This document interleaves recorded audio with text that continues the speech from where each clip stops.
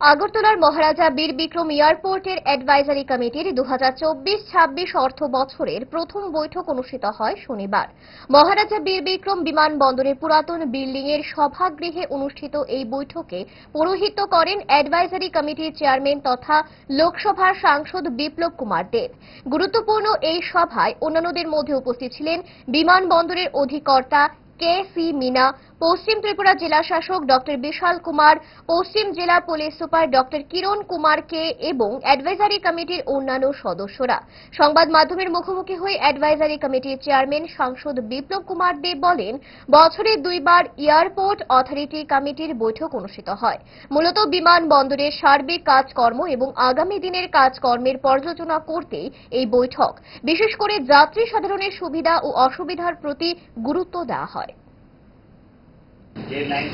Airport authority of India যে নিয়ম অনুসারে এয়ারপোর্ট যে হয়, এয়ারপোর্টের একটা কমিটি হয় ও স্থানীয় এমপি তার চেয়ারম্যান হয়। তার একদম ইনফ্রাস্ট্রাকচার অনেক কিছু তার মধ্যে আলোচনা হয় তেমন নয়।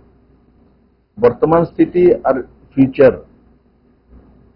কি হতে পারে, কি হচ্ছে, সুবিধা অসুবিধা দুইটা তার মধ্যে আসে।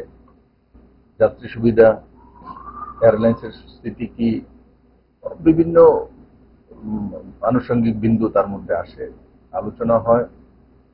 যেটা আমাদের দ্বারা করা যেতে পারে সেটা আমরা করি, আর যেটা কনসার্ন অথরিটির দ্বারা করতে হয় সেটা এয়ারপোর্ট ডাইরেক্টর আছে, ওনারা ওনাদের অফিসিয়াল মাধ্যমে সেগুলো কেন্দ্র সরকারের কাছে পাঠায়। আর তার জন্যই এই মিটিং করা হয়। আর এই মিটিং এ বিশেষ করে যাত্রীর সুবিধা অসুবিধাগুলোই বিশেষ মাহাত্ম্য দেওয়া হয়। দোষ আপনার ফুড হ্যাবিটে নয়, ভেজালি। সেই মায়ের আমল থেকেই 5 দশক ধরে গ্যাস, অম্বল ও পেটের সমস্যা একমাত্র সমাধান গ্যাস নল।